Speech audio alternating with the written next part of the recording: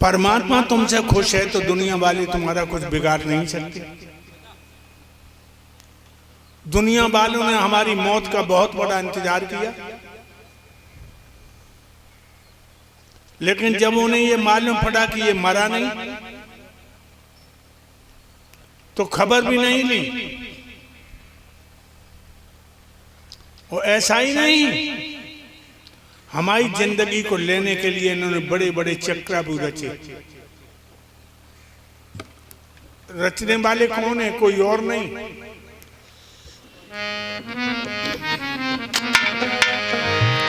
वही है जिन्हें हमने सिखाया पढ़ाया। उन पापियों ने हमें नीचा दिखाने की कोशिश की। सामने आते नहीं, पीछे से बार करते।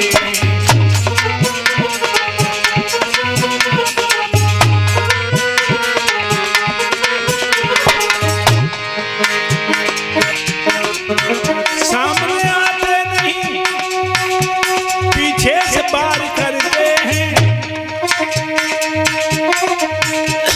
जिन्हें हमने रोटी दी वो ही गमार करते हैं।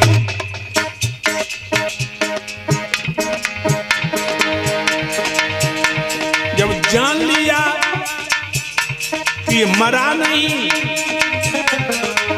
वही जाकर मेरे दुश्मनों से हाय मिलके।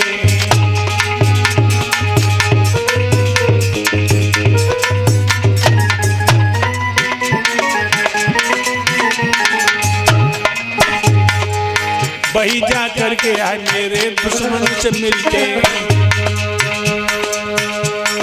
दुखी हमें देखते हैं, फूल से वो खिलते।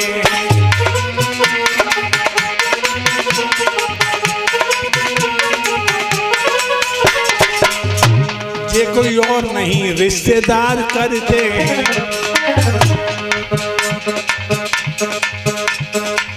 सामने आते नहीं, पीछे से पार करते हैं। सामने आते नहीं, पीछे से पार करते हैं। सामने आते नहीं, पीछे से पार करते हैं। ये कोई और नहीं, वही है जिन कमीनों को हमने रोटियां दी, जिन कुत्तों को हमने सिखाया पढ़ाया, पैदा करने का मार्ग बताया। वो ही कमीन अब हमारे नामो निशा को मिटाने की सोचते हैं। लेकिन इन दुष्टों को पता नहीं कि चार भुजाओं वाला जिसकी रक्षा करता है, ये दो भुजाओं वाले उसका कुछ नहीं कर सकते। देखिए महाभारत जो हुआ, 18 दिन में 18 क्षौणी सेना कुरुक्षेत्र में धराशायी हो गई। जिन हीरों का किसी ने रोम नहीं छू पाया, मरने के बाद उनकी आंखें आते चील और कौआ निकाल रही थी।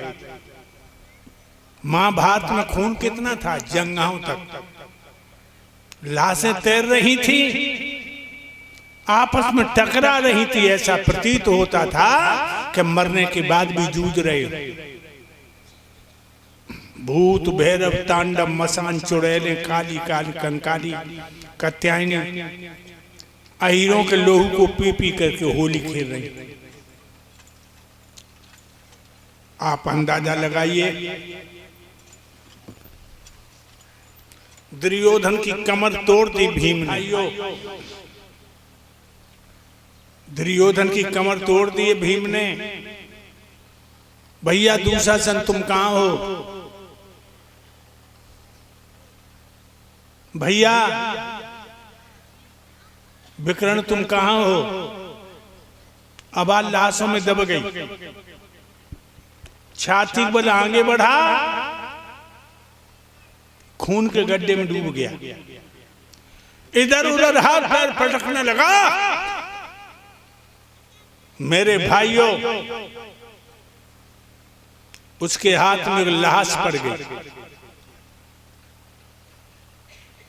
ये लाश किसी और की नहीं थी, लाश दुर्योधन के बेटा लक्ष्मण की थी,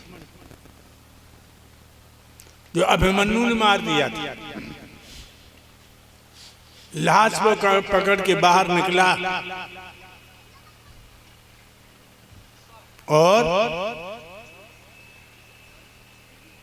बेटा को पहचान के रोने लगा।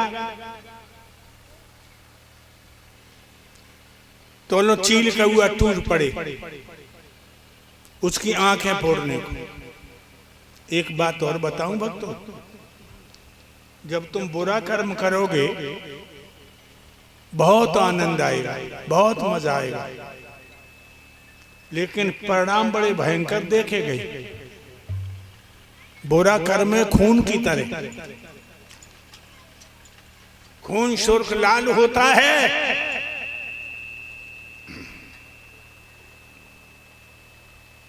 जमीन पे थोड़ी देर में काला हो जाता है।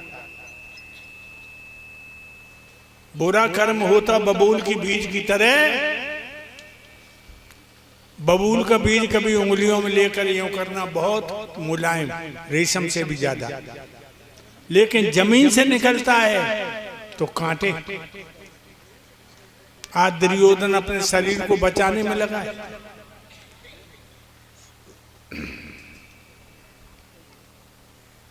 गंधार दुर्योधन की मां कमरे में सिसक रही है, तब तक उसके कानों में पश्चाप सुनाई दी, मानो कोई कमरे की तरफ आ रहा है। बोली, कौन है? मेरे कमरे की तरफ कौन आ रहा? अब आ जाए। भाभी, मैं हूं तुम्हारा देवर विदुर। आओ देवर, बैठ जाओ। चाचा विदुर बैठ गए।